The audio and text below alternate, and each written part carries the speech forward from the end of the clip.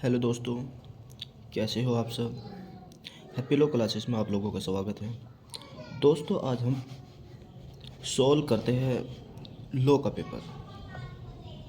Paper जो Uttar Pradesh civil जज junior division का पेपर है, उसको सॉल्व करते हैं। दोस्तों, सबसे पहला जो हमारा क्वेश्चन है वो है एविडेंस का। साक्ष्य विधि में भारतीय साक्ष्य विधि की निम्नलिखित में से कौन सी धारा रूढ़ि के अस्तित्व के बारे में राय यानी कि विचार कह की बात कर रहा है, विचारों को सुसंगत मानती है। इसमें चार ऑप्शन दिए हुए हैं। Option number 1 section 47, option number 2 48, option number 3 49, option number 4 50। दोस्तों, इसमें से जो आपका राइट आंसर है वो है ऑप्शन नंबर बी, सेक्शन 48। इसके बाद दोस्तों अगला क्वेश्चन देखते हैं। निम्नलिखित में से कौन भारतीय साक्ष्य अधिनियम के अंतर्गत दस्तावेज किसकी बात कर रहा है दोस्तों, ये दस्तावेज के बारे में बात कर रहा। दस्तावेज शब्द के अंतर्गत आते की बात नहीं कर रहा है, नहीं आते की बात कर रहा है। इसमें हमारे पास चार ऑप्शन है। लेख, बी है मानचित्र, सी है टेलीफोन वार्ता और जो डी है फोटो चित्र शब्द। इसमें से जो हमारा राइट आंसर है वो है सी, टेलीफोन वार्ता। दोस्तों, अगला क्वेश्चन हमारा है ए का परीक्षण बी की हत्या के लिए किया जाता है। जो एक गधा यानी कि जो गधा होता है गधे से उसकी हत्या करने के इरादे से मारता है। क्या कह की बात होती है दोस्तों, इसमें इरादन की बात होती है, इरादे से मारता है। ए के परीक्षण के समय निम्नलिखित में से कौन सा विवादक तथ्य नहीं है के बारे में पूछ रहा है कि कौन सा विवादक तथ्य नहीं है। इसमें तीन ऑप्शन दिए हुए हैं। इसमें से हमें राइट आंसर देखना है कौन सा है। ए ऑप्शन है ए का गधे से बी पर हमला करना, ए की सी से बातचीत, तीसरा है ए का गधे से बी की मृत्यु कारित करना, चौथा है ए का बी की मृत्यु कारित करने का इरादा। इसमें जो हमारा राइट आंसर है वो बी है, ए की सी से बातचीत। दोस्तों, अगले क्वेश्चन पर चलते हैं। अगले क्वेश्चन में दे रखा है ए में एक केस लो। दूधनाथ पांडे बनाम उत्तर प्रदेश राज्य का वाद संबंधित है, कैसे है इसे बताना है। ऑप्शन नंबर ए है रेस ज्येष्ठ, ऑप्शन नंबर बी अन्यंत्र उपस्थित रहने से, ऑप्शन नंबर 3 ईस्वी करती से, ऑप्शन नंबर डी सह अपराधी से। इस हमारा जो राइट आंसर होगा इसमें बी होगा, अनंत उपस्थित रहने से। राइट आंसर लगा लीजिए सब। अगला क्वेश्चन, भारतीय साक्ष्य अधिनियम के निम्नलिखित में से किस उपबंध में उसी समव्यवहार का भाग बनना क्या की बात कर रहा है, उसी समव्यवहार। ध्यान से पढ़िए क्वेश्चन को आप। उसी समव्यवहार का भाग बनना शब्दों का प्रयोग हुआ है। चार आंसर है इसके। पहला आंसर हो गया धारा 5 से, बी है धारा 6 से, सी है धारा 11 से और डी है धारा 12 से। हमारा जो राइट आंसर है वो बी है, धारा 6 से। दोस्तों, मेरे क्वेश्चन को ध्यान से पढ़िए और एक एक क्वेश्चन को देखते रहिए।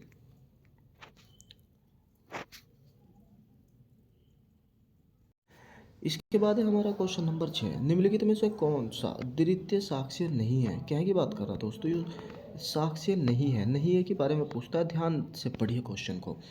चार ऑप्शन दिए। मूल से यांत्रिक प्रक्रियाओं द्वारा बनाई गई प्रतिलिपियाँ, बी ऑप्शन है मूल से बनाई गई या तुलना की गई प्रतियाँ, सी ऑप्शन है दस्तावेजों के प्रतिलेख और डी ऑप्शन है शिलालेख। कौन सा द्वितीय साक्ष्य के बारे में यानी कि जिसका दूसरा कॉपी बन जाए यानी कि जिसकी दूसरी कॉपी मिल जाए, जैसे फोटो स्टेट वाले करते हैं, उसके बारे में पूछ रहा है कि द्वितीय साक्ष्य नहीं है। हमारा जो इसका राइट आंसर है वो डी है, शिलालेख यानी कि जो पत्थरों पे लिखा जाता है उसका दूसरा नहीं बन सकता, बल्कि उसके कहीं और तो लिख सकते हैं पेज वगैरह पे, लेकिन उसका दूसरा उस जैसा दूसरा नहीं बन सकता। दोस्तों, अब चलते हैं हम हमारा अगला क्वेश्चन है गलत तथ्य को इंगित कीजिए। इसमें चार ऑप्शन दिए हुए हैं। यदि कोई संविदा के पत्रों में अंतर्विष्ट है तो वे सभी पत्र जिनमें वह अंतर्विष्ट है साबित करने होंगे।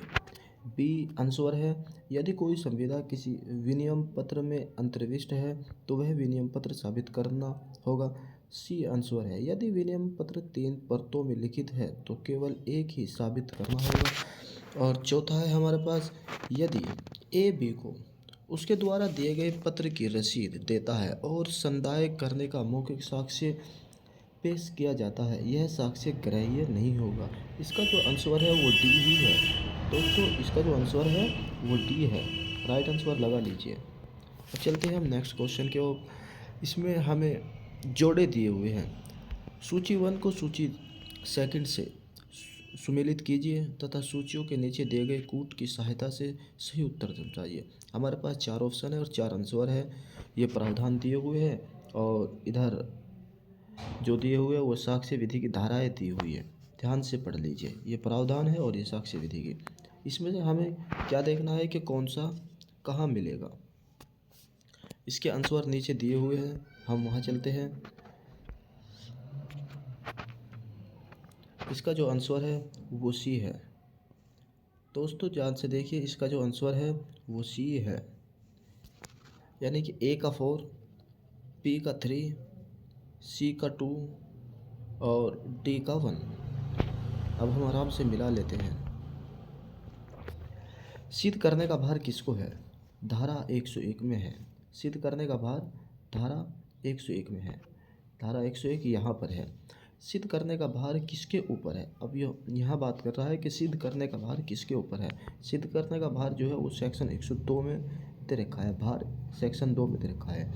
विशेष तथ्यों के बारे में सिद्ध करने का भार किसको है? विशेष तथ्यों के बारे में सिद्ध करने का भार किसको है? जो सेक्शन 3 में है। ज्ञान में होने वाले तथ्य को साबित करने का भार किसको है? जो सेक्शन 6 में है। दोस्तों बिल्कुल सेम इसी प्रकार से पेपर में भी क्वेश्चन आएंगे और वहाँ भी ऐसे ही हल करना होगा हमें। दोस्तों क्वेश्चन नंबर 7 दिया हुआ है, नीचे दिए गए कूट का प्रयोग करते हुए गलत कथन किसकी बात कर रहा है? दोस्तों ये गलत कथन की बात कर रहा है कि गलत कथन को मत चुनिए। गलत कथन कौन सा है हमारा? ये एविडेंस का क्वेश्चन है। हम अभी सारे क्वेश्चन पढ़ते हैं और उसके बाद बताते हैं कि गलत क्वेश्चन कौन सा है। भारतीय साक्ष्य अधिनियम मध्यस्थता के समक्ष कार्यवाही पर लागू नहीं है। ये भी एविडेंस का क्वेश्चन है। दूसरा हमारा जो आंसर दिया हुआ, भारतीय साक्ष्य अधिनियम न्यायालय द्वारा साक्ष्य लेने हेतु नियुक्त किए गए आयुक्त के समक्ष कार्रवाइयों पर लागू नहीं होता। हमारा जो तीसरा क्वेश्चन आंसर दे रहा हुआ है, न्यायालय के समक्ष प्रस्तुत किए गए शपथ पत्र पर साक्ष्य अधिनियम लागू होता है। चौथा जो आंसर है, भारतीय साक्ष्य अधिनियम सभी प्रकार के सेना न्यायालय के समक्ष या होने वाली न्यायिक कार्यवाही पर लागू होता है।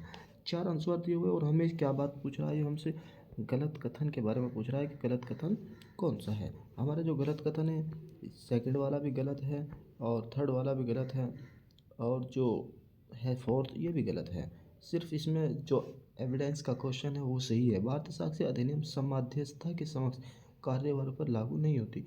जो मध्यस्थता केंद्र होता है जिसमें फैसला होते हैं, सुलहनामा होता है, उस पर लागू नहीं होते। अब हम चलते हैं अगले क्वेश्चन। जो हमारा अगला क्वेश्चन है, कितने वर्ष पुराने इलेक्ट्रॉनिक अभिलेख साबित किए माने जाएंगे यदि यह किसी अभिरक्षा से पसे किया जाता है जिसे न्यायालय विशिष्ट मामले में समुचित समझता है। दोस्तों ये पूछ रहा है कि इलेक्ट्रॉनिक अभिलेख साबित किए माने जाएंगे, यानी कि कब में माने जाएंगे, कितने वर्ष में? 5 वर्ष, 3 वर्ष, 20 वर्ष, 10 वर्ष। इसका जो हमारा राइट आंसर है वो है ए, 5 वर्ष। अब चलते हैं हम अगले क्वेश्चन की तरफ। भारतीय साक्ष्य अधिनियम की निम्नलिखित में से कौन सी धाराएं प्लीडर की वर्ती सूचनाओं से संबंधित है? इसका जो आंसर राइट आंसर कौन सा होगा अभी हम पढ़ते हैं और उसके बाद देखते हैं। धारा 128 मात्र, धारा 129 से 130, धारा 133 से 134, धारा 126 से और 127 तक। जो हमारे 126 से 127 तक है यही हमारा राइट आंसर है। दोस्तों अब चलते हैं अगले क्वेश्चन पर। भारतीय साक्ष्य अधिनियम की धारा 7 निम्नलिखित में से किसको सम्मिलित नहीं करती? दोस्तों ये सम्मिलित नहीं करती, नहीं का जब शब्द आ गया तो इसका मतलब क्वेश्चन उल्टा हो गया। अब इसका आंसर हमें ढूंढना है, चारों आंसर पढ़ते हैं और उसके बाद इसका सही आंसर देखते हैं कौन सा है। ए है अवसर को, बी है कारणों को, सी है प्रयोजनों को और डी जो है प्रभाव को। इसका जो राइट आंसर है वो प्रयोजनों को, इसका जो राइट आंसर है वो प्रयोजनों को है। अगला क्वेश्चन पर चलते हैं। सूची 1 और सूची 2 को सम्मिलित कीजिए तथा सूचियों को सूची के नीचे दिए गए कूट की सहायता से सही उत्तर बताइए। अब दोनों सूची है इसमें, अब इनको देखते हैं और इसमें सही आंसर लगाते हैं। लोक के लाभ के लिए शाश्वत अंतरण, लोक के लाभ के लिए शाश्वत अंतरण जो सेक्शन 18 में है। आज़ाद व्यक्ति अपने लाभ के लिए किए गए अंतरण पर कब निहित हित अर्जित कर सकता है, जो सेक्शन 20 में है। दृश्यमान स्वामी द्वारा अंतरण सेक्शन 41 में है। सह स्वामी द्वारा अंतरण सेक्शन 44 में है। दोस्तों अब आगे चलते हैं। अगला क्वेश्चन है 14वां। प्रिवी काउंसिल द्वारा निर्णित निम्नलिखित में से कौन सा वाद कपटपूर्ण अंतरण से संबंधित है? क्या की बात कर रहा है ये? कपटपूर्ण अंतरण की बात कर रहा है कि कपटपूर्ण अंतरण से संबंधित है या नहीं है, और है तो कौन सा वाद है। इसमें हम चारों आंसर पढ़ते हैं और उसके बाद इसका जवाब देखते हैं कौन सा है। मुसाहर शाह बनाम हकीम लाल। दूसरा है मिडी लटन बनाम पोलाक। तीसरा है भारत संघ बनाम राजेश्वरी एंड कंपनी। चौथा है उपयुक्त सभी। लेकिन इसका जो आंसर है वो ए है, मुसाहर शाह बनाम हकीम लाल। दोस्तों अब अगले क्वेश्चन पर चलते हैं। ये टीपी एक्ट का क्वेश्चन है। संपत्ति अंतरण अधिनियम के अंतर्गत निम्नलिखित में से किसे संपत्ति का अंतरण कहा जाएगा? नीचे दिए गए कूट का उपयोग करके सही उत्तर चुनिए। सही उत्तर के बारे में पूछ रहा है कि सही उत्तर कौन सा। इसके आंसर पढ़ लेते हैं दोस्तों। भूमि के एक भाग पर मार्ग हेतु सुखा अधिकार का अनुदान। दूसरा है दो चीज़ों का विनिमय। तीसरा है पारिवारिक समझौता और जो चौथा है अचल संपत्ति पर विधि की क्रिया द्वारा भार की रचना। इसका जो सही आंसर है वो तो है दो चीज़ों का विनिमय और चौथा है अचल संपत्ति पर, यानी कि चौथा अचल संपत्ति पर विधि की क्रिया द्वारा भार की रचना। अगला क्वेश्चन देखते हैं दोस्तों। क्वेश्चन नंबर 16 है निम्नलिखित में से कौन से बंधक धन के भुगतान हेतु स्वयं को वैयक्तिक आबद्ध करता है? इसके चार ऑप्शन है, सादा बंधक में, भोग बंधक में, विलक्ष्य बंधक में और डी जो है वो हस्तांतरण पत्र द्वारा बंधक में है। 16वें का जो आंसर है उसका आंसर है ए, सादा बंधक। दोस्तों इसका जो आंसर है वो है सादा बंधक। अब अगले क्वेश्चन पर चलते हैं। निम्नलिखित में से कौन सा कथन गलत है? गलत कथन पूछ रहा है कि निम्नलिखित में से कौन सा गलत कथन है। इसमें 4 दिए हुए हैं। ए एक फार्म बी को उसके जीवन पर्यटन के लिए तथा यदि वह अपने पति का अभित्याजन न करे तो सी को आंतरित करता है। बी अपने जीवन पर्यटन फार्म की हकदार है मानो कोई शर्त अंत स्थापित ही नहीं थी। दोस्तों इसमें गलत कथन पूछ रहा है। गलत कथन कौन सा है? गलत के बारे में पूछ रहा है कि हमें गलत कथन बताना है। जो यो है आंसर नंबर 1, ये तो सही कथन है, लेकिन ये गलत पूछ रहा है कि हमें तो गलत बताना है, तो ये तो इसका हो नहीं सकता। अब अगले क्वेश्चन आंसर पर चलते हैं। ए 50,000 रुपये को इस शर्त पर आंतरित करता है वह सी डी और ई की सहमति से विवाह करेगा। बी सी डी और ई की सहमति के बिना विवाह करता है किंतु विवाह के पश्चात उसकी सहमति प्राप्त कर लेता है। क्या की बात कर रहा है दोस्तों? विवाह के पश्चात यानी कि उसके बाद में सहमति प्राप्त करता है। यह समझा जाएगा कि शर्त का अनुपालन कर दिया गया क्योंकि इसका शर्त पालन कर दिया गया है। दोस्तों यही इसका सही आंसर है, क्योंकि ये गलत बनाया हुआ है, गलत है। इसका जो सही आंसर है वो यही है। अब चलते हैं अगले क्वेश्चन नंबर 18। संपत्ति अंतरण अधिनियम के अंतर्गत निम्नलिखित में से कौन सी अचल संपत्ति है? अचल संपत्ति के बारे में पूछ रहा है। नीचे दिए गए कोड की सहायता से सही उत्तर बताइए। मोचन कराने का अधिकार 2, एक झोपड़ी 3, बंधक ऋण 4, अचल संपत्ति पर भारित भरण पोषण भत्ते की वसूली। इसमें क्या पूछा है इसने पूछा है कि अचल संपत्ति है या नहीं है, कौन सा है। इसमें जो 3 ऑप्शन है ऊपर के वे राइट आंसर है। मोचन कराने का अधिकार, एक झोपड़ी और बंधक पत्र, इनको तीनों को राइट आंसर है। दोस्तों अगले क्वेश्चन पर चलते हैं। अगला क्वेश्चन थोड़ा सा लंबा है, थोड़ा पढ़ लीजिए। एक नगर पालिका संकल्प द्वारा एक्स एवं वाई को एक भूमि पर निर्माण के अधिकार सहित अधिपत्य इस शर्त के साथ देती है कि पट्टे की समाप्ति के उपरांत निर्माण नगरपालिका का हो जाएगा। एक्स एवं वाई शर्त स्वीकार कर भूमि पर निर्माण कर लेते हैं। इस संकल्प एवं स्वीकृति के प्रभाव से क्या निर्णित होगा? 4 आंसर है दोस्तों इसके, देखते हैं। इसमें से राइट आंसर कौन?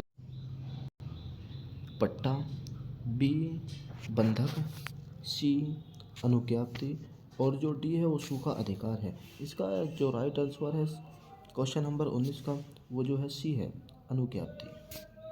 अगले क्वेश्चन पर चलते हैं। पूर्वबंध का उपचार निम्नलिखित बंधकों में से किसमें उपलब्ध है? 4 आंसर है दोस्तों, देखते हैं। भोग बंधक में, सशर्त विक्रय द्वारा बंधक में, सादा बंधक में, अंग्रेजी बंधक में। 20वें का जो आंसर है वो है बी।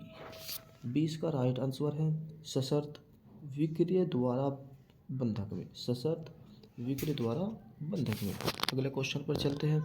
एक व्यक्ति अपने से अच्छा शब्द अंतरित नहीं कर सकता, इस सूत्र का अपवाद संपत्ति अंतरण अधिनियम की निम्नलिखित धाराओं में से किस धाराओं में समाहित किया गया है? इसके आंसर देखते हैं। 4 इसके आंसर है। चारों में से कौन सा इसका सही है? धारा 41 एवं 42 में, धारा 43 और 44 में, धारा 41 से एवं 44 में और धारा 41 से 43 में। इसका जो राइट आंसर है वो डी है। डी इसका राइट आंसर है। अगला क्वेश्चन देखते हैं। कौन सा अधिकार बंधक का है ना कि बंधक कर्ता का? कौन सा अधिकार बंधक का है ना कि बंधक कर्ता का? 4 आंसर है इसके। ए पूर्वबंध का अधिकार, बी मोचन करने का अधिकार, सी प्रतियुद्धरण का अधिकार और डी दस्तावेजों के निरीक्षण का अधिकार। 22वीं का जो आंसर है वो ए है, पूर्वबंध का अधिकार।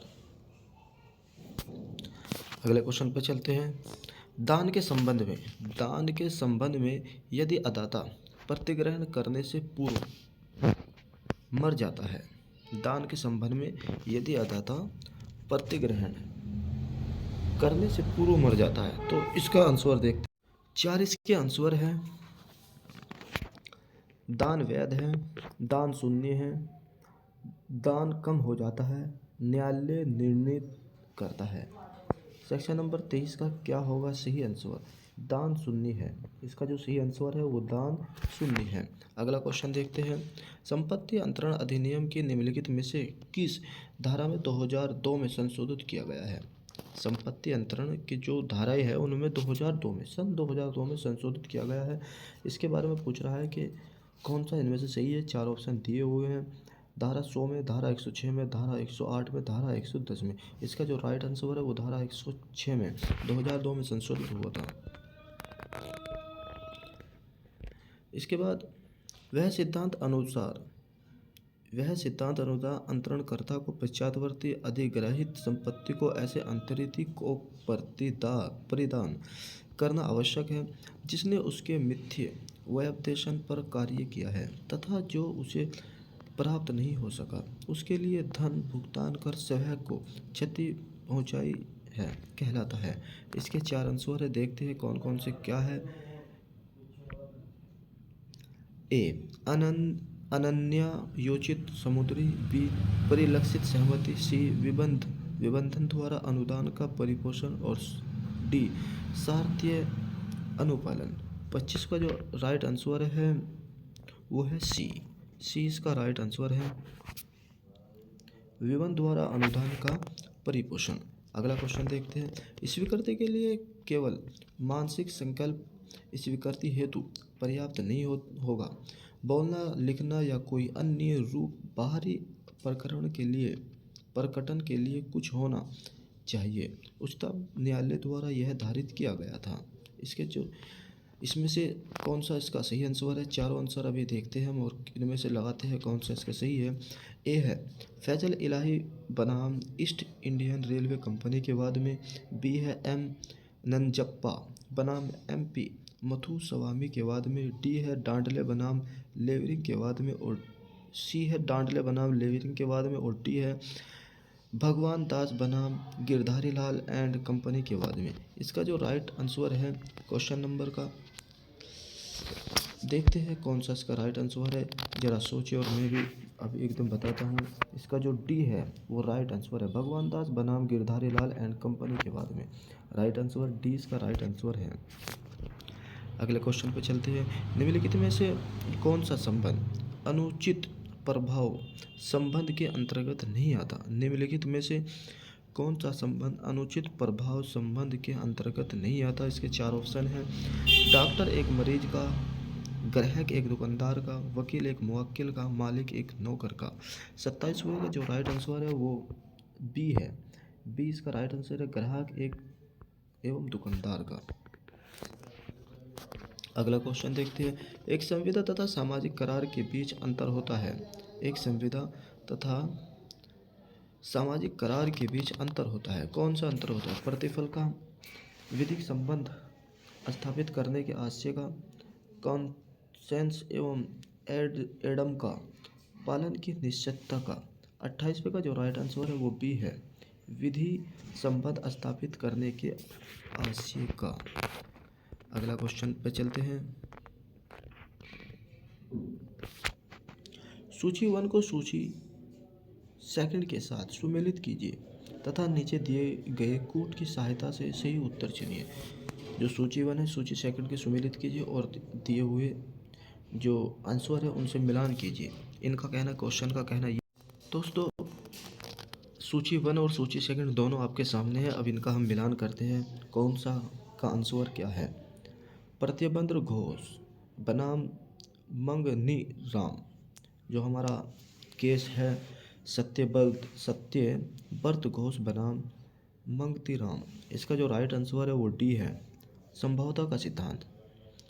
राजरानी बनाम प्रेस, इसका जो राइट आंसर है एवएस द्वारा करार।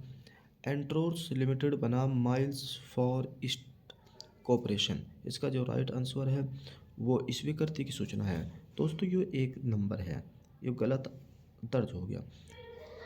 जो डी है हार्वे बनाम मेसी का जो राइट आंसर है वो ए है। अब दोस्तों अगले क्वेश्चन पर चलते हैं। अगला क्वेश्चन हमारा क्या है? अगला क्वेश्चन है, कथन दिए गए हैं, कथन और कारण दोनों दिए हुए, उसमें से हमें बताना है कौन सा सही और कौन सा गलत है। संविदा में अजनबी व्यक्ति संविदा को लागू नहीं कर सकता। फिर दूसरा कारण दिया हुआ है, वह संविदा का पक्षकार नहीं है, अतः वह भाग नहीं प्राप्त कर सकता।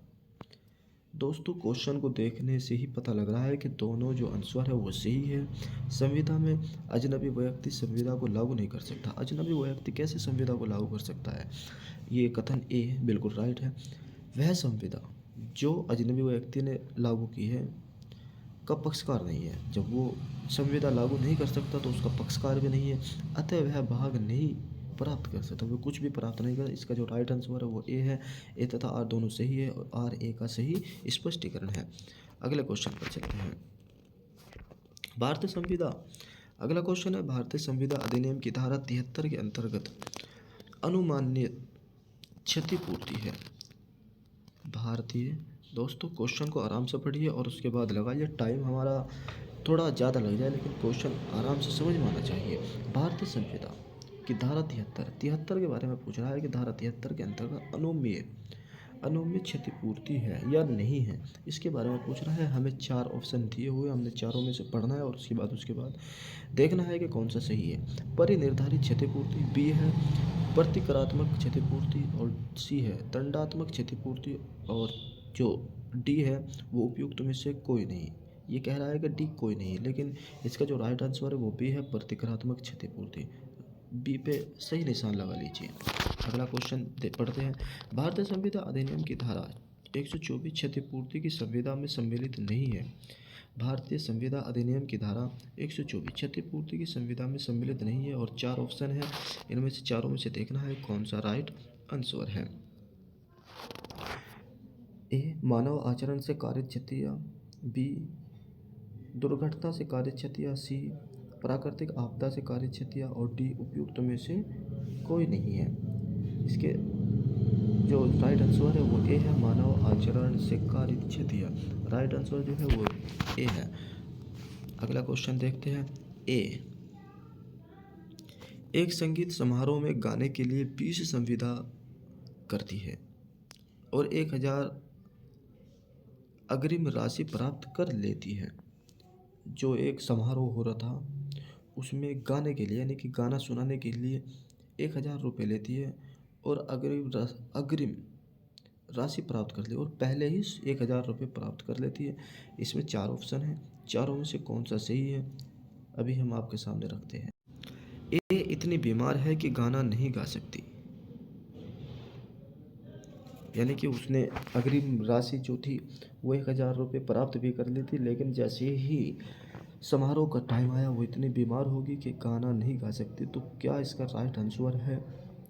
ए गाने गाने के लिए बाध्य है, बी को क्षति के लिए प्रतिकार देने को बाध्य है, सी ए अग्रिम राशि प्राप्त करने के बाध्य है, और डी उपयुक्त में से कोई नहीं है। तो इसका जो राइट आंसर है वो सी है, सी ए अग्रिम राशि वापस करने को बाध्य है, क्योंकि वो बीमार हुई, अचानक बीमार हुई। उसने जानबूझकर वो बीमार नहीं हो, तो इसके लिए वो अपनी राशि वापसी कर दे और वो किसी क्षति या गाने के लिए बाध्य नहीं होगी। अगला क्वेश्चन देखते हैं।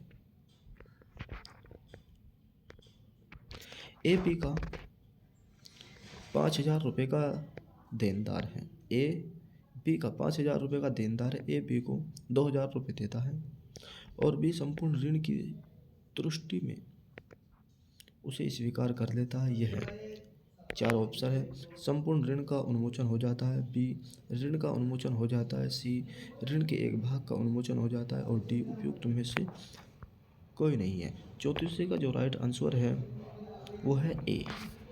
34 का जो राइट आंसर है वो है ए, संपूर्ण ऋण का उन्मोचन हो जाता है। देखते हैं 35वां। भविष्य के अनिश्चित घटना के घटित होने पर आश्रित संविदा परिवर्तित की जा सकती है जब घटना घटित होती है, असंभव हो जाती है, उपयुक्त में से कोई नहीं, और घटित नहीं होती। 35वें का इसमें राइट आंसर कौन सा है? इसमें राइट आंसर ए है, घटित हो जाती है। अगला क्वेश्चन देखते हैं। गलत कथन को इंगित कीजिए। इसमें गलत कौन सा कथन गलत है? 4 कथन दिए हुए हैं, ये पूछ रहा है कि गलत कथन को इंगित कीजिए। अब हम चारों आपके सामने लाते हैं। एक पक्षकार जो अधिकारपूर्वक किसी संविदा को विखंडित करता है प्रतिकार पाने का हकदार होगा। ये इसका गलत कथन, ये तो सही है, ये सही है। जब कोई व्यक्ति कोई बाध्य पत्र किसी ऐसे कर्तव्य के पालन के लिए होता है जिसमें जनता हितपत्र हो, तब वह ऐसी शर्त के भंग होने पर उसमें वर्णित राशि देने के लिए बाध्य है। ये भी सही है। संविदा भंग की शिकायत करने वाला पक्षकार दूसरे पक्षकार से कोई प्रतिकर पाने का अधिकार नहीं होता। क्यों नहीं हो सकता? ये इसका क्वेश्चन का राइट आंसर है, लेकिन ये गलत है। यदि संविदा भंग के फलस्वरूप वास्तव में कोई हानि अथवा नुकसान उत्पन्न नहीं होता है, ये इसका राइट आंसर है, यानी कि ये क्वेश्चन गलत है। डी है संविदा अधिनियम की धारा 73 में संविदा धारा 73 में वर्णित संविदा भंग से कारित हानि या नुकसान के लिए प्रतिकार पाने का अधिकार है। ये भी राइट आंसर है। जो इसका राइट आंसर है वो है सी पर राइट आंसर लगा लीजिए। अब चलते हैं अगले क्वेश्चन की तरफ। परिसीमा विधि द्वारा बाधित किसी ऋण के संदाय का वचन भारतीय संविदा अधिनियम की निम्नलिखित में से किस धारा के अधीन परिवर्तनीय किया गया है? 47वें का राइट आंसर कौन सा है? इसको 37वें का राइट आंसर कौन सा है? इसको भी देखते हैं। धारा 32 में, धारा 47 में, धारा 25 में या धारा 8 में? धारा 25 में है। इसका जो राइट आंसर है वो धारा 25 है। देखते हैं अगला 38वां। सूची 1 और सूची दोनों सूची दी हुई है और सूची को हम देखते हैं कौन सी सूची सही है और किससे किसका मिलान होना है। अभी ये देखते हैं। एक रेलवे टाइम टेबल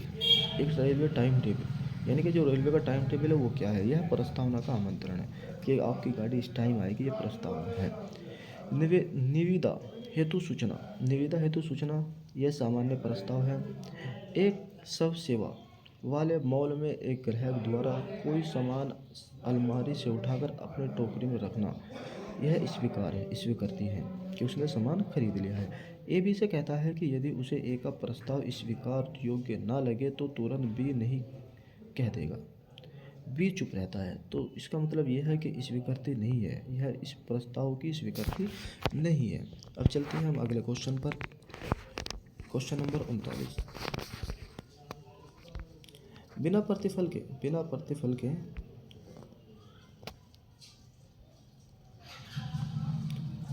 किया गया करार शून्य होता है।